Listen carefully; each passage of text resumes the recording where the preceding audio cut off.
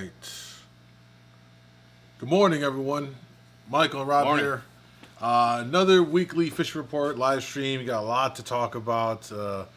Hopefully y'all are doing well. Rob's back from a little vacation. Yep. Feeling good. You didn't avoid the cold all the way, though.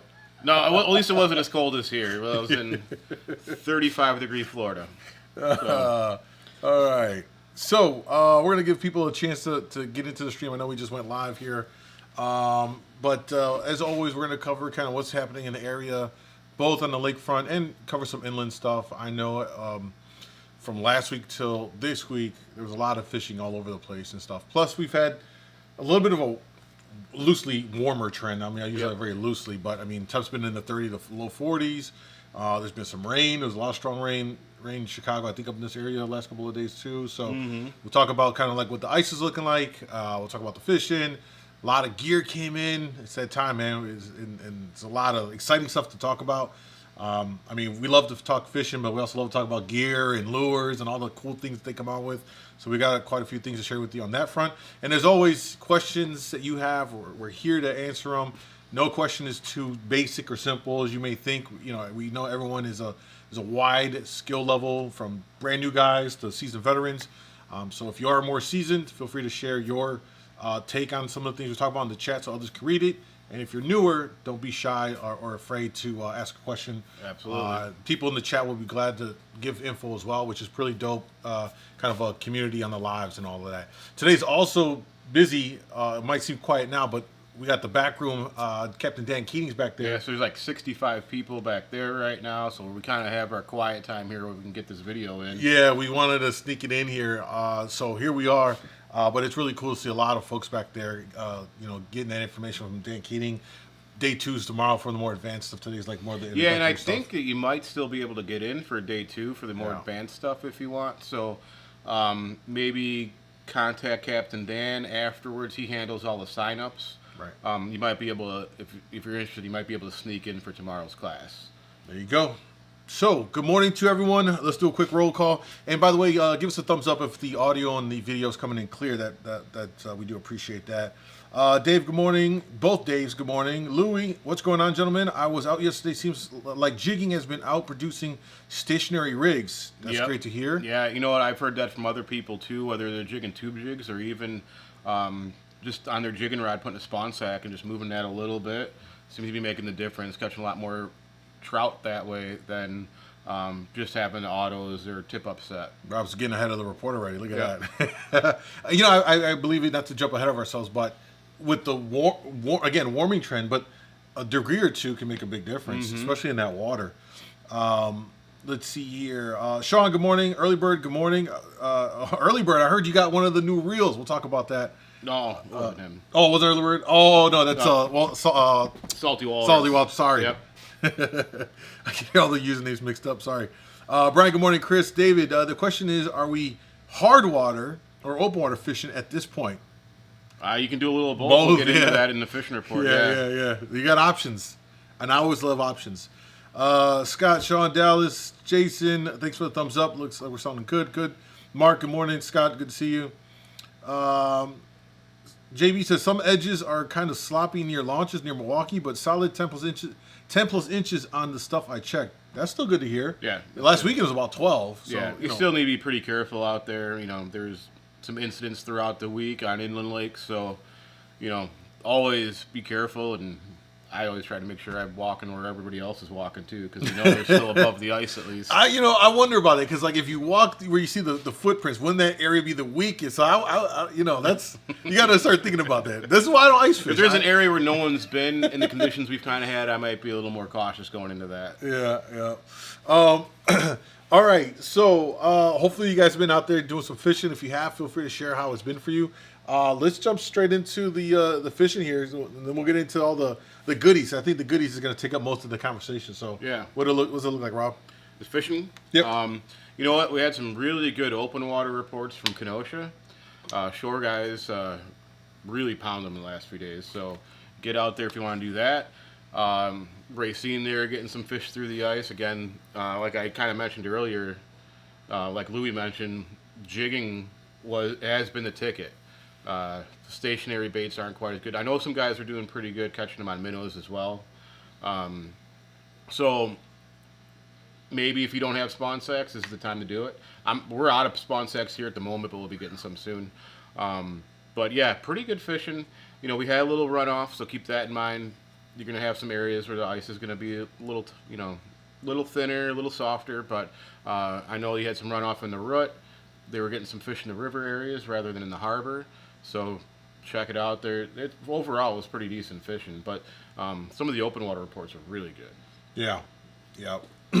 Also, inland, I know in the area, folks were fishing the chain. I know that last weekend got pounded pretty hard. We had a beautiful weekend where the ice was thick and it was, sunny 30 plus. So guys out there pounding it. From what I was told, catfish were doing. A lot of people were catching catfish, some crappie, some bass, and panfish, of course. Yep. Didn't hear too much about like pike, too many pike bites, or walleye for that matter. Maybe they were just from the folks that I knew that were out there that came by the shop. It was mostly crappie, catfish, panfish, stuff like that. Lake Andrea's been very popular, man. Everyone's been coming by here, getting bait and roaches and all that to go over there. And hearing the same thing, mixture of crappie and bass. Some pike being caught. Couldn't get any confirmation on like size-wise, but folks saying they caught some pike out of there. Out of North Point, the fishing has been interesting. Guys are fishing it. It doesn't seem like there's like in previous years, there's always been a lot of guys. This year doesn't seem as many. But some pike are being caught, but nothing that was like. Normally you get like big ones, like 40s. Yeah. They've been catching like 22 to like 35s in that range. Yeah, I haven't heard of any 40s yet, but they're in there. You never know what day they're gonna.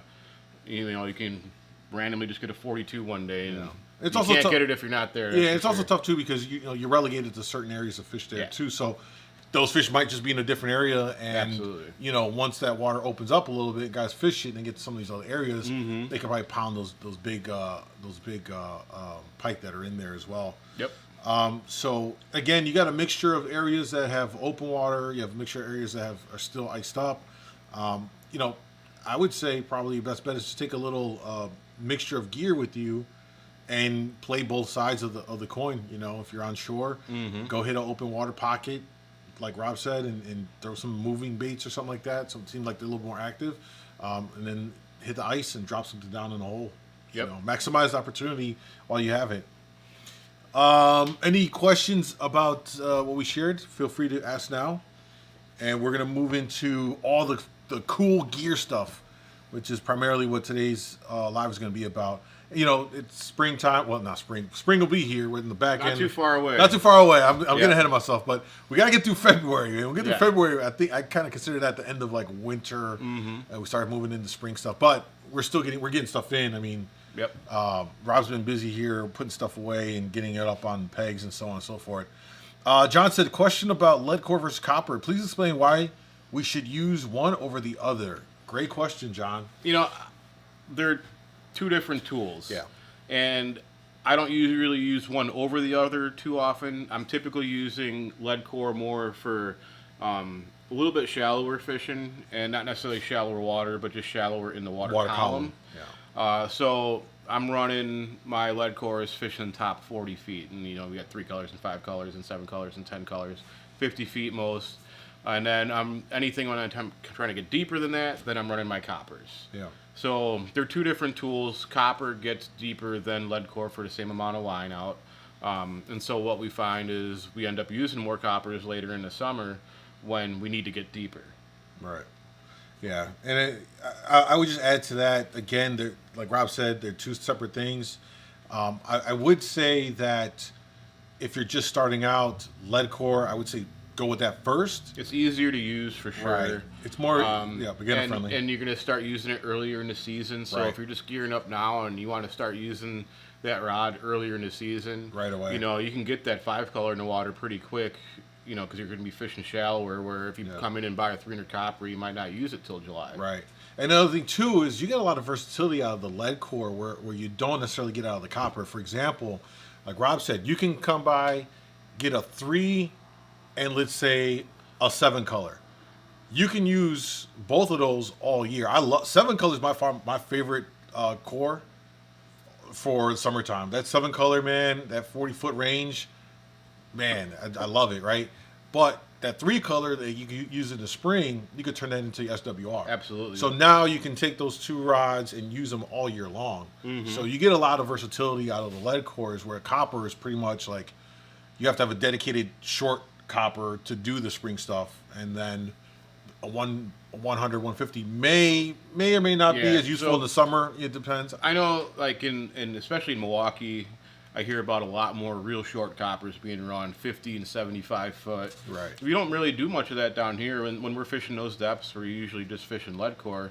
So our shallowest copper on our boat's 150. 150, yeah. And then we really don't even run that a whole lot. It's really the 253, 350. Those are the ones that 2, 3, and 4. I mean, we have a starter pack. 2, 3, 4s is like the big three main ones. Yeah, Exactly. like, everything in between that is getting in the weeds of it all. But yeah, I mean, those are for the people that they've got everything and they're starting to like, fill in this little blank, fill in that little blank, and but you can be pretty effective with just a 2, a 3, and a 4. Yeah.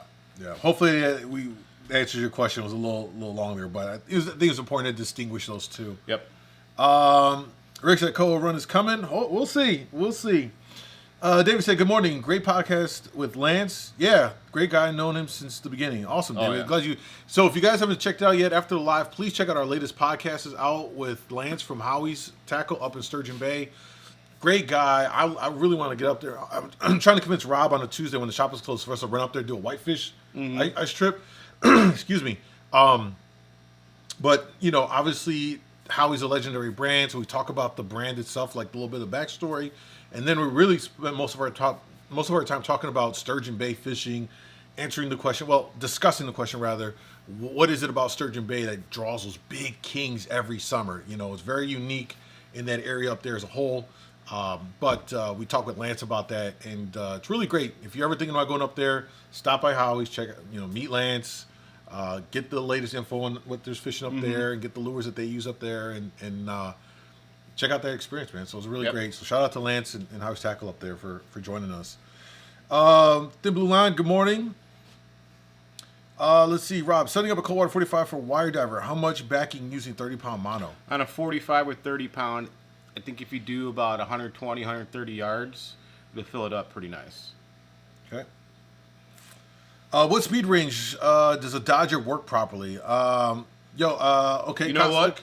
Don't worry about it too much, but typically, if you're a little under 2 to about 2.4 for like double O Dodgers, and that is kind of their prime range. But as far as getting the right action, but the last couple of years we've been doing like 3 miles an hour and still can't keep the cohos off them. So.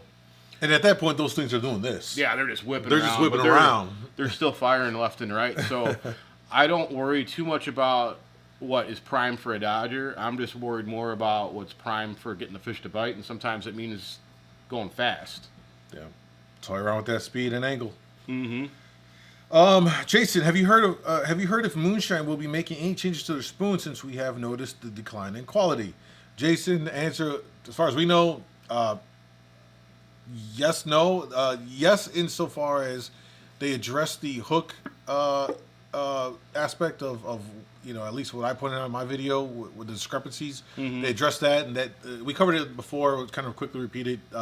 They shifted production facilities in China, so they just didn't have the access to the VMCs that the Moonshine has always had. But that's now been resolved to our knowledge. So all the hooks are all the same now, back to the original what they were running before. Anything else with them? I mean, we're looking at them now. We just got a whole shipment of them. Yeah, we did get a big shipment of them. So we're all stocked on all the colors and all of that. And like I said before, the reality is like they're, regardless of how anyone feels about where they're being produced now and so on and so forth, the reality is, of being honest here, is that they have great fish catching colors that no other brand makes those colors. Yep. So I will still continue to use them, and if I notice that they're failing on me at a rate that I haven't seen before, then we'll discuss it. I think it's fair, and hopefully that feedback, if there's something there to it, they'll take it and work on it. But as far as it is right now, I think we're just all trying to fish them and find out. I mean, it's the reality of it. Tubular, good morning. Let's see. Scott said, "How do you expect this colder winter to affect the open water fishing versus warmer winter?" Great questions, Scott. That's actually a question I actually posed to Rob and a couple other folks over in the shop recently. I'm curious. We won't know until the season starts, really. Yeah. I do look at the last couple of winters where they were super mild. There was like a 2 week span where we got Arctic cold, but other than that, it was pretty. I mean, we had open water in the harbors for the most part. So Yeah, and you know, here's the thing: is I don't really consider this winter to be that cold.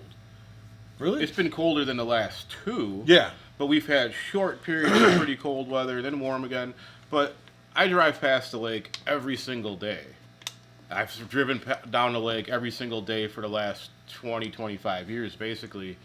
And there's no ice out there. In cold winters, there's ice. yeah. I've seen it before when it's ice to be like. And when you have a lot of ice cover, I think that's going to affect what the spring's going to be like. This is colder than the last two. It's not super, super cold.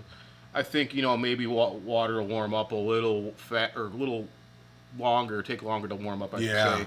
But then that, again, depends on what our April is like. And we don't know what April's going to be like yet. Sometimes we get a nice March and then a brutal April. Like, you think March is here and it's 60 degrees and we're on our way into spring. And then April comes, it's April 2nd, and you get 3 inches of snow. Yeah. So we really don't know. Yeah. But overall, from my history, you know, my experience being along the lake, it doesn't seem like a super cold winter. It's not, you know, like we had, you know, 8 years ago, full ice coverage, and that really delayed things going into the spring. You couldn't even launch boats on the normal day. Like, you couldn't put boats in the slip set in time because they were still locked up with ice. I think this is going to be kind of similar to the last couple, but again, it's just going to come down to what the weather's going to be like in March and April. Yeah, that really is. Because if we get like last year's spring where it wouldn't fully heat up, we're gonna have that cold water for a while, which I'm not mad at. It allows, but it makes it harder to kind of locate fish, and they really scatter around. And you're like, all right, now you have to really rely on your network of buddies to. If your buddy was out the day before, where he might have found them, you pick back up, hit that area, and then you pass that info to your next buddy, and you keep on top of those fish. That's really key in those in those time periods. All right, let's continue here. Next question. Dale said, "Do you tip coppers with 2 to 3 colors?" So yeah, Dale, that's kind of like a little, to some degree, quite as kept kind of a thing. I see that mostly done with the tournament guys. They'll do that. Yeah, you know, the a few years guys, ago, several years ago, it seemed like every time I was setting up a copper for somebody, I was putting 2 colors of light on there, Right. and then it kind of just faded away for a little bit. But there's still some people that do it. There are some advantages to it for sure.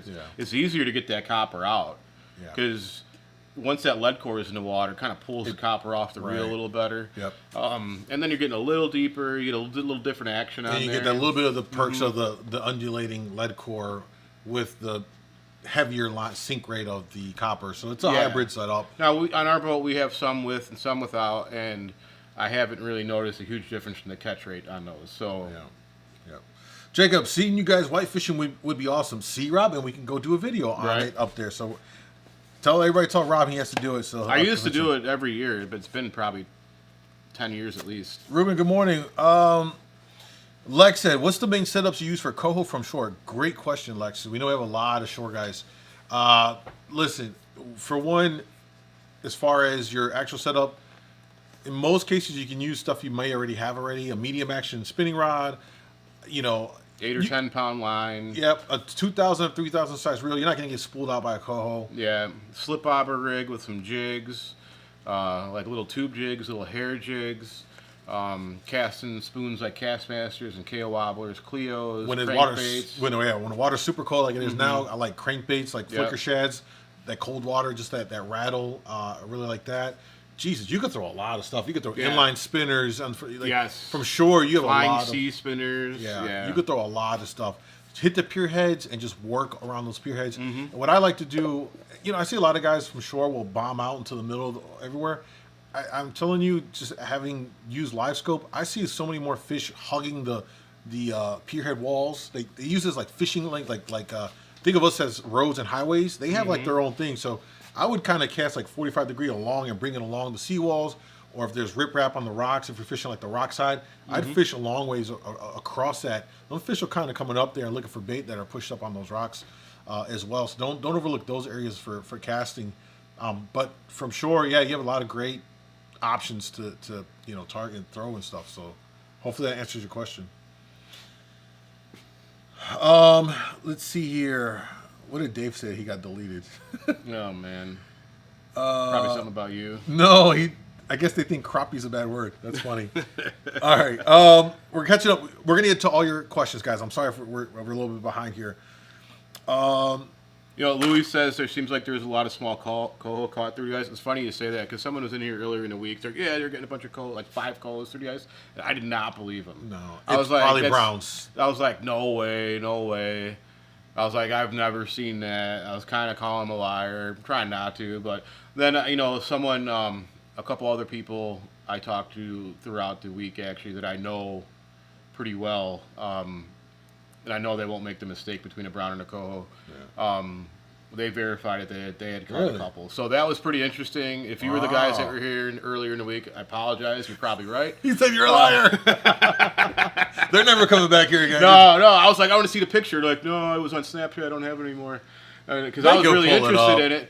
Yeah. Because people, immature juvenile browns, very easy to misidentify as a coho. You have to really look at the tail. I see it all the time. Yeah, because they're very silver. They don't have a lot of the spots just yet. So when they're juvenile browns, see it all the time in Chicago, especially. Like, I got a coho, and they look like it's a small brown. It's an eater brown, like 2 pound, 3 pound brown. They're almost mistaken for cohos all the time. I figured something along those lines. Someone sent me a picture of a spawning coho they caught through the ice. We always see a few of those caught every year, so.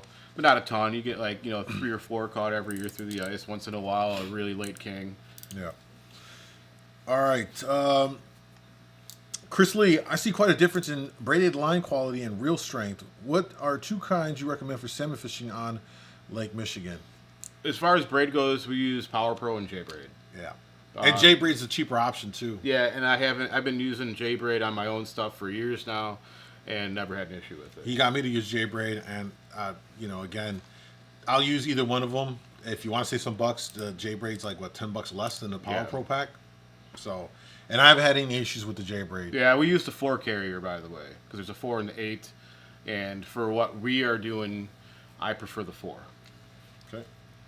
Morning, everybody who's just joining us. Dave said cold water extends the spring crappie bite. Oh, I'm looking forward to it. Oh, they got you for spamming emotes. That's hilarious. Let's see what else. Joel said, I like this kind of winter weather. I don't. I like the warm. Let's see here. Jason said, just making up for the short stream last week. Last week wasn't a short stream. I gave you guys like 20 minutes. All right. Let's see here. Good morning, Radu. All right, let's see. Sean said, anyone fishing canoes should be careful. Last weekend saw 10 to 12 people fall in at the boat launch.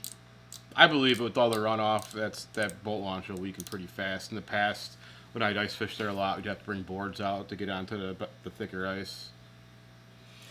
Lex just bought a castable sonar. Hopefully it helps locate fish and cut down on fishing dead water. There you go. Let's see. Ruben said, give you guys a thumbs up. Yep, thank you for that. Let's see. Sean said, and the giant cohos last year, some were darker gums and bigger teeth are super easy to confuse with kings too. That is true as well. We saw a lot of that too. That way happening as well. All right, let's see here. John said, what radio channel is good to have on if you're on North Point? 68. 68. Good morning. Enjoying the show, Kurt. Thank you, man. Does the 8 carrier braid help with sea fleas? I don't think so. No, I think braid as a whole is we're just doomed. Yeah, we're doomed to sea fleas, man. Yeah, we're just doomed with it. Gary said, Rob seems to be enjoying the podcast more now that he's not writing names the whole time. Oh, that's a good one, Gary. Great comment. Scott said, I'm loving my new wire setup. Looking forward to using it pretty soon. Yeah, man. Awesome to hear that. Dale said, "Are all cold waters A now?" Yes, we only carry the new Gen 2. I refer to them as Gen 2. It's technically not what I found one lefty 30 in an old one. $70. It's yours. Whoever wants it. Doesn't have a box or anything. But if you're looking for an old 303 lefty, the first gen. Yep. With left-handed, which is rare. There you go. $70. Rob said, first come first serve. All right. We'll always take your questions, but I want to move into all the gear. I know we've been taking questions. I love taking questions. It's a great, Yeah, we got to wrap it up before the crowds come out here too. Yeah. All right. What do the new cold waters go for? 130 to 140, depending on the size and speed, and then the 55s are like 180, I believe, 179. I think that's pretty close if it's not it, but. Scott said, "Any thoughts on easy methods removing cottonwood seed from your line?" You know what? Last year I remember some people showing me some stuff they were running, and I don't even remember what it was. But if you Google or go on YouTube, I bet there'll be videos about it. It took the fleas off too, and I don't remember what. Usually, like Velcro, they were like folding Velcro over the line, and there was something else they were doing, like a little plastic thing. Yeah, I haven't seen that. I just kept not like a wash rag with like a hand towel. Yeah. And then just grab it and just yoink it off. You need because the fleas are wet. When your hands is wet, it just slides off. So you need something that has friction to yoink them off easier. All right, let's get into all the cool stuff that we got. And I think the first thing I want to talk about, this is super exciting. Rob's got it here, which is a limited edition run of what Rob has called like one of the best salmon reels. This was actually the most excited I've been for a new reel in a long time. I used to use these way back in the day. They were discontinued at least 16, 17 years ago. I had a set for my kayak that was given to me by the old owner, Frank, and at that point, we hadn't even opened the store yet. They were discontinued before that. They were just such workhorse reels. They had some really heavy use from me. I was fishing with them 4 days a week. They lasted me forever. The only reason I stopped using them was I ended up at the bottom of the lake. They got all full of muck. We took them apart and redid them, and they still worked properly, but I ended up just upgrading anyways to other stuff. But these are really cool reels. Tell them name. So this is a Kuma Catalina. It's really one of the best trolling reels ever made. So it's got all stainless steel gears in it, machined aluminum frame, carbonite drag, good drag in it. Just overall really solid reel. So I'm really excited to have these. It is a limited run at the moment. Right now we only have them in 30 and 45 size. 55s are still on the way. If these sell well, there'll be future runs of them, but it's not something that I'll be able to just order on the spot like I can all the other reels. Like it might be a 6-month wait before they're available again. So I think you said that it's more of like Akuma's testing out the market to see if there's going to be a demand for it again to bring it back. So, in terms of you've got convectors, cold waters. We even got the Solteros, which we really like as well. Yeah. Where's this sit in that? So this chain? is going to be the next step up from the cold water. So this is going to be the high end. Well, the Soltera, I'd say maybe equal. Okay. Or because the Soltera, it goes from like 165 to 270, depending on the size of the reel, and it's completely different. It is a different, it is a different line beast, counter. yeah. So I'm going to put it up there with the Soltera because it's got this all stainless gears, just like the Soltera has. But this is a line counter. It only comes in a line counter right now. But yeah, it's a really good reel. It's smooth. It's very really smooth. But one of those reels is going to last a really long time. So the 30 goes for $209. The 45 goes for $219. Yeah. And if you want some, give us a call. I hopefully later in the week I'll get on the website like pre-spooled models of it, unless they sell really fast. But I do have them online right now, so you can order them online. It's a great reel. Yeah, what I'll do is I'll snap some photos of some close-ups for you guys, and we'll put it up on our Facebook so you guys can take a closer look at it.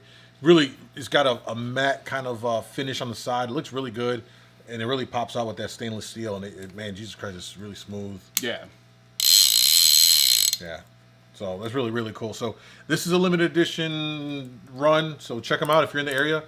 I always recommend just put them in your hand. Just come by and check it out. On any of the reels that we have, you guys can always and actually, put them in your hand and toy around with it, see how you like it. Yeah, and this weekend for the class going on, we're doing 10% off on all the pre-spooled reels. This is in-store only. It's not available online. Right. But you can make it in, check it out. We can spool it up for you, and you can get a little better deal on it. There you go. All right, moving along, let's talk about planers. You're going to need them for the spring. We got in a big shipment of Ninjas, all 3 sizes, loaded up on them. So we just have the bigger 2 sizes up here right now. The one-hand operation, can't go wrong with those. And we got the little guys too. Yeah, little guys we didn't bring up, but we have those in stock. And those are good for like the spring. Yeah, we got the church boards in. We got offshore boards. We loaded up on that. We have a lot of planer boards right now, releases, replacement pins, the whole 9 yards there. Yep. So we're good on that. Let's talk about moonshine.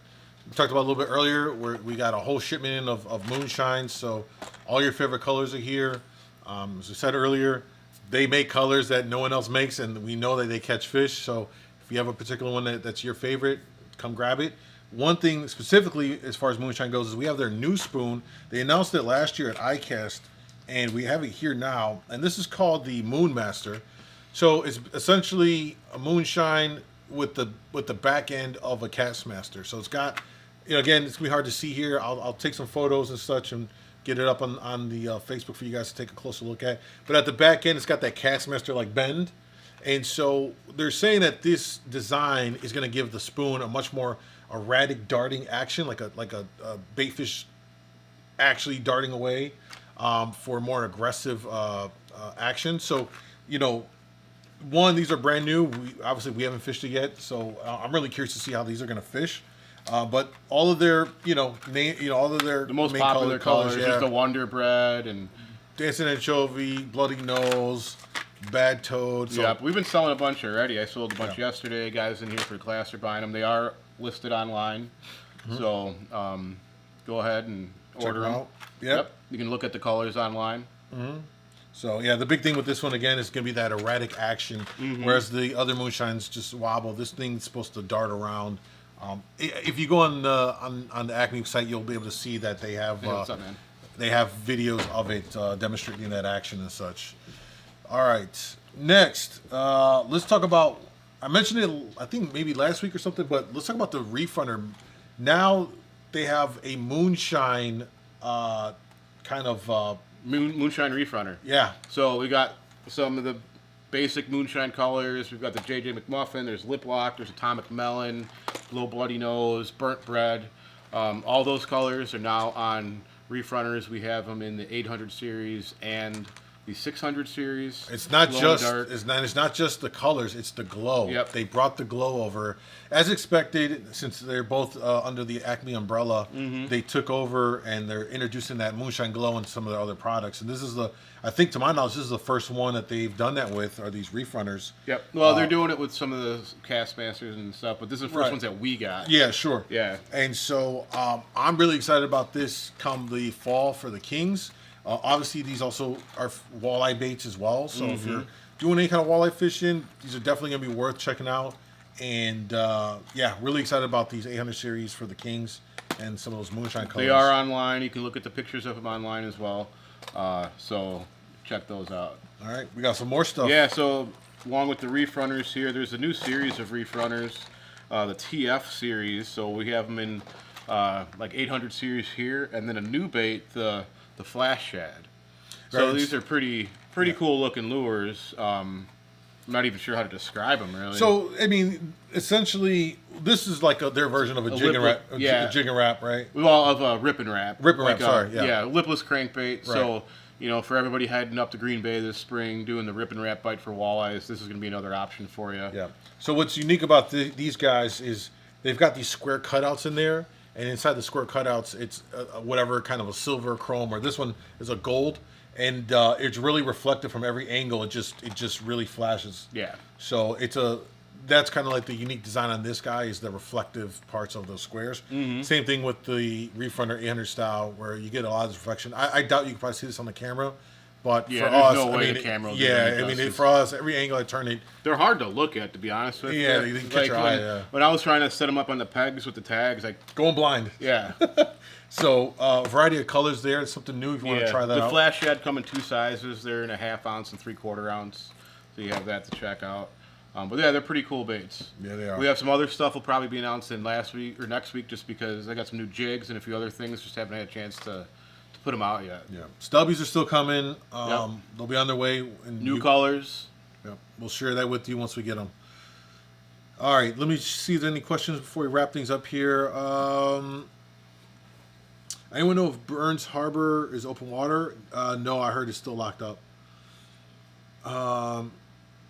Oh, by the way, we did get fish hawks in. If you need a fish hawk, we've got those. Yeah, we've got all the fish hawk, all the lithiums. It's all all the lithium stuff. So if you need a fish hawk, we do have that. Yes. Rob's all day today. Yeah, Rob's here all day today and tomorrow. Rare. So take advantage and come harass them. Yeah, this time of year. Once summer starts, then I'm here all day usually. Yeah. Rob, 303 Okuma, left-hand crank one. Does it have a line counter? Yes. Yes. What are those erratic action ones called? So they're called Moon the Master. Moon Master. Moonshine Moon Master. Arnold said, good morning, no perch at the North Slip this morning. Sorry to hear that. They move around. Jake said, thank you guys, all the extra work you put in. Yeah, happy to help. I think with that being said, folks, we covered some of the new stuff that we have here. Stuff to, worth checking out if you're in the area. Come, again, as we say, come by, put some of these reels in your hand, see how it feels to you. Come take a closer look at the new, Moon Masters and some of these reef runners for yourself. And we're always here to help. Again, we've got fully spooled reels ready to go across mono and braid and lead core and coppers and wires. Yeah, we've got them all set up. In-store 10% off on those, so take advantage of it today and tomorrow. Yep. So today and tomorrow. Again, that's only in-store for the salmon school, so take advantage of it. I think that's it, Rob. Anything you want to close up with or mention? No, if you're getting on the ice, just be careful out there because there's some varying conditions. But if you need bait, we've got bait. I just got a big shipment yesterday. And good luck fishing this weekend. We've got some pretty decent weather coming up. There you go. All right, guys. Thanks as always. Make sure you check out the podcast with Lance from Howie's on the channel. We'll see what other stuff. We're working on some more podcasts, just trying to coordinate schedules. But we'll get some more stuff up as soon as we can. And tight lines out there. Take care.